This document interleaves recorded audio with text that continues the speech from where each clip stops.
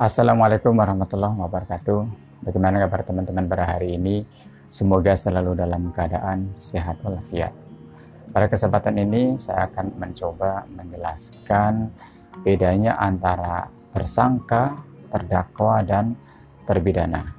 Tapi sebelum dilanjut, silahkan teman-teman yang belum subscribe channel ini untuk klik tombol subscribe-nya terlebih dahulu agar tidak ketinggalan informasi-informasi selanjutnya dari kami. Ya, terima kasih. Istilah tersangka, terdakwa, dan terpidana mungkin bagi teman-teman hukum atau yang pernah kuliah di Fakultas Hukum pasti sudah tidak asing lagi, tapi mungkin teman-teman yang tidak kuliah di Fakultas Hukum pernah mendengar istilah ini, tapi apa sih bedanya antara tersangka, terdakwa, dan terpidana? Mungkin ada yang belum tahu. Saya akan mencoba secara singkat menjelaskan satu persatu. Pertama adalah tersangka.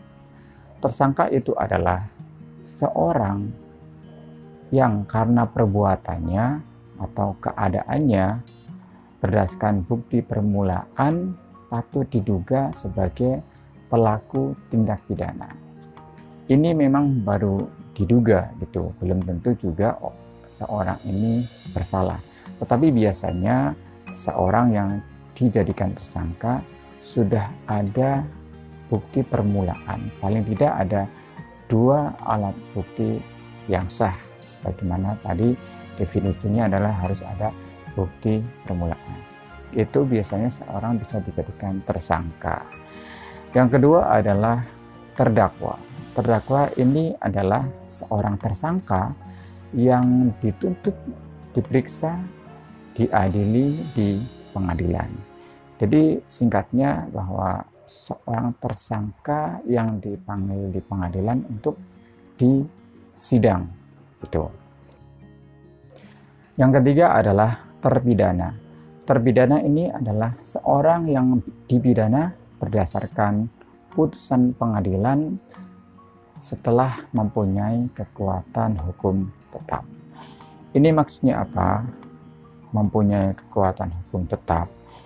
Ini maksudnya misalnya seorang terdakwa yang divonis oleh hakim, selanjutnya dia menyatakan menerima putusan itu, maka kemudian di saat itulah dikeluarkan putusan telah mempunyai kekuatan hukum tetap. Gitu.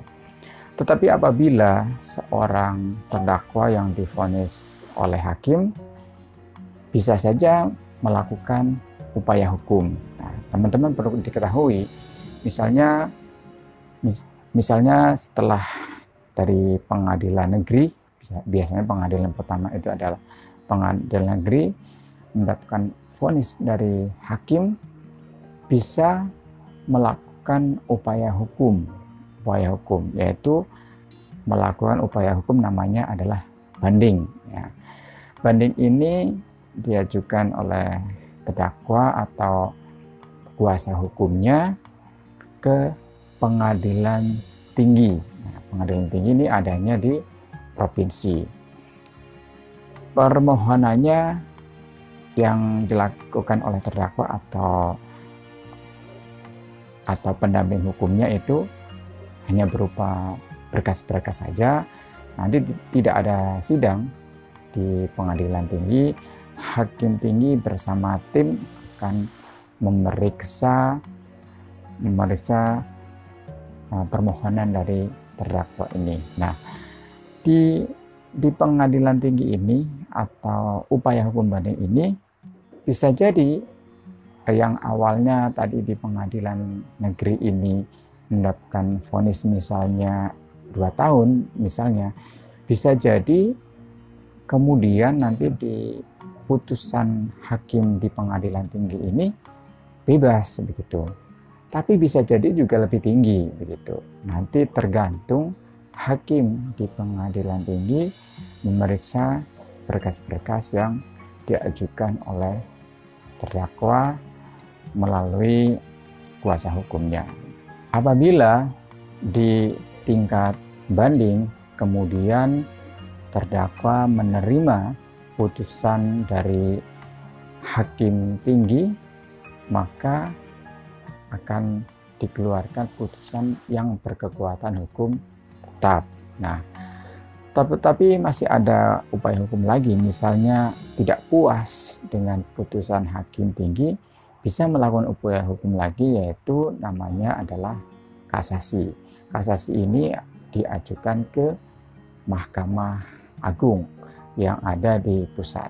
Jadi Mahkamah Agung ini hanya ada satu, yaitu di pusat, sedangkan pengadilan tinggi adanya di provinsi dan pengadilan negeri itu adanya di setiap kabupaten atau kota. Nah, di proses upaya hukum kasasi ini juga nanti hakim kasasi akan meriksa berkas ini, apakah nanti juga ini putusannya akan bebas atau berkurang ataupun lebih tinggi. Nanti juga tergantung hakim Mahkamah Agung tersebut memutuskan. Jadi dipersilahkan terdakwa melakukan upaya hukum kalau memang tidak puas. Ya, kurang lebih seperti itu penjelasannya. Jadi kesimpulannya bahwa tersangka itu adalah seseorang yang diduga bersalah itu, tapi sudah ada bukti permulaan biasanya. Yang kedua, terdakwa itu adalah seorang tersangka yang disidang di pengadilan.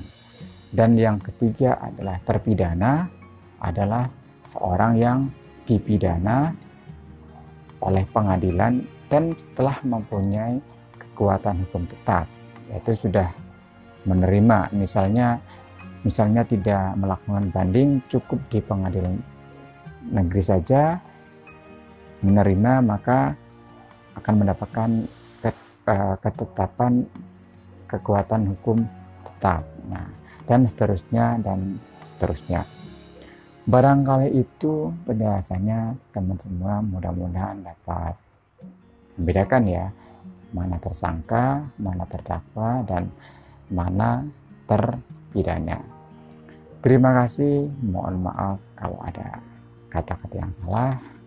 Silahkan kalau ada pertanyaan, masukkan ke kolom komen di bawah ini. Like dan subscribe, kami sangat tunggu. Terima kasih. Assalamualaikum warahmatullahi wabarakatuh.